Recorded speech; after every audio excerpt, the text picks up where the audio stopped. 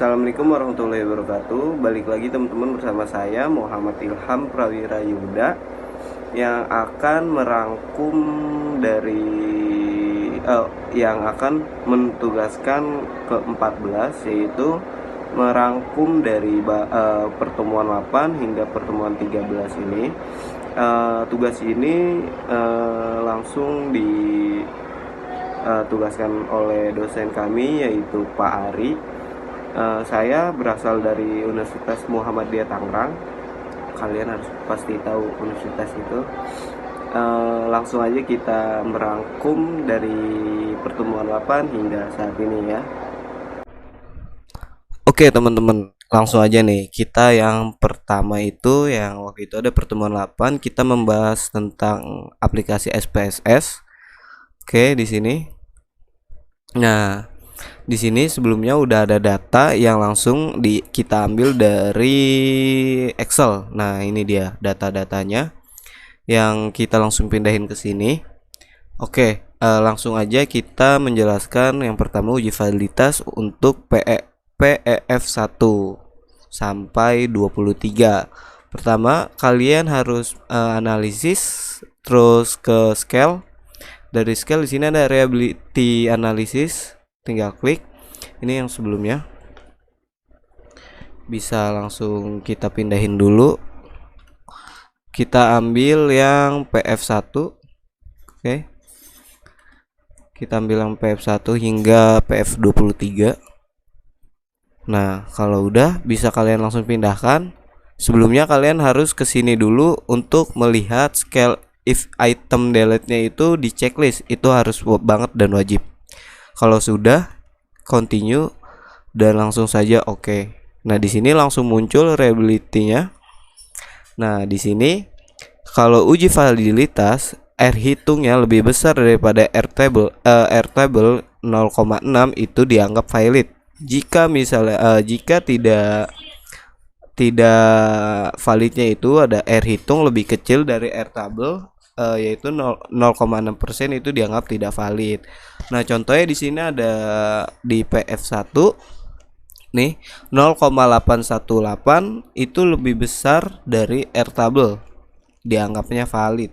Kalau misalnya yang tidak validnya ada di PF11 yaitu 0,304. Nah, itu lebih kecil dari R tabelnya, itu dianggap tidak valid. Nah, selanjutnya uji reliabilitas. Untuk uji reliabilitasnya di sini ada 0,947 yang artinya lebih besar dari 6% ini atau 0,6 untuk course alfanya. Setelah itu kita lanjut ke TPP1. Ini bisa kalian close dan di no-nya aja. Untuk melakukan yang uji validitas dan uji reliabilitas di TPP1 sama aja. Kalian harus sama analisis terus ke scale, terus reliability analysis. Kalau sudah yang tadi awal itu kalian bisa langsung pindahkan saja dulu terlebih dahulu. Bisa langsung kita mencari TPP. Nah, ini TPP 1 sampai 10. Nah, bisa dipindahkan. Kita pindahkan. Nah, ini sebelumnya harus tetap kita lihat ini scale-nya item if delete-nya itu ada atau tidaknya. Continue, terus lalu kita oke. Nah, di sini untuk uji validitasnya R hitung lebih besar dari R table dianggap valid dan R hitung lebih kecil dari R table itu dianggap tidak valid. Nah, untuk contohnya di sini ada TPP1 yaitu 0,706 itu lebih besar dari R table-nya dianggap valid. Nah, yang tidak valid di sini ada TPP3, di sini ada min 0,051 yang lebih kecil dari R table-nya yang dianggap tidak valid. Nah, selanjutnya kita ada uji reliabilitasnya. Di sini uji reliabilitasnya alfanya itu 0,5 853, maka variabelnya karena lebih besar dari 6%, 0 atau 0,6 di sini ya. Sudah benar. Oke. Kalau sudah bisa kalian close. Nah, setelah itu langsung aja kita lanjut kembali, yaitu di sini saya akan menjelaskan tentang uji klasik, uji asumsi klasik. Kita lanjut ke aplikasi SPSS-nya. Nah, di sini kita sudah menginput datanya. Menginput datanya itu dari olahan data di sini. Nih ya yang kita ambil. Langsung aja di sini saya akan menjelaskan tentang uji validitas, uji statistik, uji multi kolerinitas, terus dan di sini ada heteroskedastisitas, dan terakhir di sini ada uji autokorelasi. Nah, langsung aja di sini kita ke analisis. Terus analisis kita ke regresi, lalu kita ke linear. Nah, di sini sebelumnya datanya itu ada di sini ya. Langsung kita pindahin aja di sini dan di sini. Lanjut ke plotnya. Nah, di sini yaitu kita gunakan di share sheet. Nah, di sini ya, ini share sheetnya kita pindahkan ke sini. Dan untuk X-nya itu kita menggunakan ZPRED atau spread. Lanjut kita harus menceklis. Sebelumnya itu ada histogram dan normal probability plot. Lalu langsung aja kita continue. Setelah itu oke. Nah, inilah tampilan dari uji validitasnya. Lanjut aja. Kita ke uji statistik. Ini bisa kita ini aja sama seperti tadi ke analisis. Terus kita ke sini, lanjut aja ke legacy dialog dan ke one sample KS. Nah, di sini sebelumnya kan datanya itu ada di sini, bisa kita langsung pindahkan ke sini. Lalu kita harus di sini ada centang atau checklist terlebih dahulu untuk normalnya, lalu mencet OK. Nah, ini dia salah satu atau uji statistiknya. Oke, lanjut ke uji multi kolierinitasnya. Di sini analisis, lalu ke regression, terus ke linear lagi, terus kita ke statistik sini. Nah, di sini Dabrinnya itu harus kita unchecklist, lalu continue dan oke. Nah, ini dia salah satu uji multikoliniaritasnya.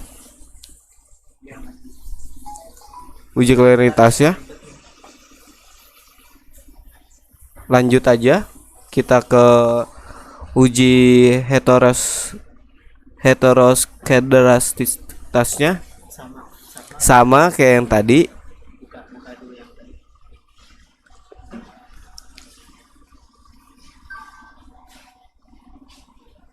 Nah, di sini ada dua uji, yaitu uji dari uji multikolinitas dan uji heteroskedastasitas. Nah, di sini ada dua pengujian ya.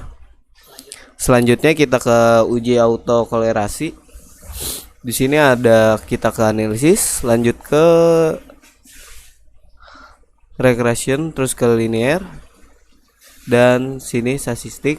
Perbedaannya hanya kita checklist saja dan continue, lalu oke. Nah, kita ke bawah. Nah, inilah yang kita sebut uji autokolerasinya. Oke.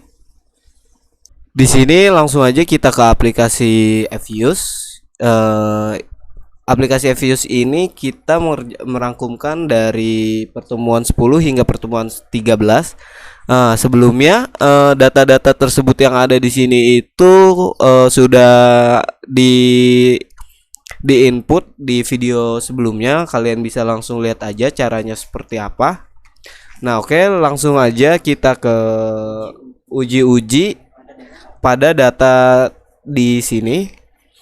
Yang pertama di sini ada estimasi model regresi data panel. Nah, di sini ada common effect model atau CEM. Bisa kalian langsung ke quick, langsung ke sini, dan di sini langsung kita isi saja ISR dan teman-temannya. Lalu ke panel option, di sini udah kita langsung ke nonin semuanya. Lalu oke. Nah, inilah data CEM atau common effect model, yaitu outputnya seperti ini. Lanjut, kita bisa close dulu terlebih dahulu. Kita ke data fixed effect model atau FEM, sama seperti tadi quick. Terus ke sini kita isi lagi ISR dan teman-temannya ke sini. Lalu di sini kita harus mengganti di sini fixed. Nah, lalu kita oke. Nah, ini dia salah satu output dari FEM atau fixed effect model. Kita close lagi. Kita ke random effect model atau REM. Di sini kita bisa quick lagi, di sini estimasi lagi. Kita isi kembali ISR dan kawan-kawannya. Nah, di sini panelnya kita ke random. Lalu langsung saja ke oke. Nah, ini salah satu output dari random effect model. Nah, selanjutnya kita ke teknik pemilihan model regresi data panel. Nah, di sini yang pertama uji chow. Uji chow kita bisa ke quick, lalu ke estimasi, tetap kita isi lagi ISR dan kawan-kawannya, lalu ke panel dan kita klik fixed yang lalu oke. Dan di sini kita ke view, kita ke sini, dan nah, ini dia salah satu output common effect model atau disimpul dari CME ya. Nah, di sini uji chow, yang kita sebut di sini uji chow, sorry salah. Lanjut lagi kita ke uji Hausman,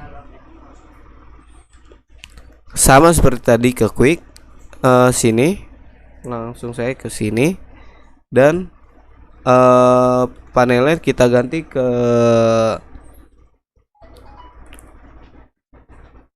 random, lalu oke. Lalu sama seperti tadi ke view, lanjut ke sini yang ini kita klik. Nah, ini adalah disebut uji Hausman. Nah, ini ya teman-teman, uji Hausman. Kita lanjut lagi ke uji Lager multiplier, English multiplier. Sama seperti tadi kita ke quick, lalu estimate question, lalu kita klik aja 2 kali. Kita klik, kita isi kembali.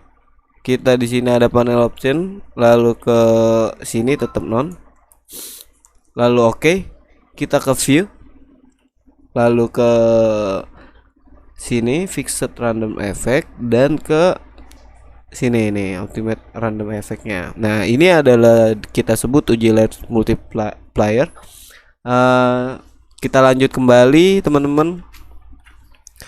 Kita ke uji asumsi klasik, uji multiklarasi, uji multikoliniaritas, dan uji heteroskedasitas, dan uji kelayakan model atau kita sebut uji F, dan koefisien determinasi, dan terakhir uji T.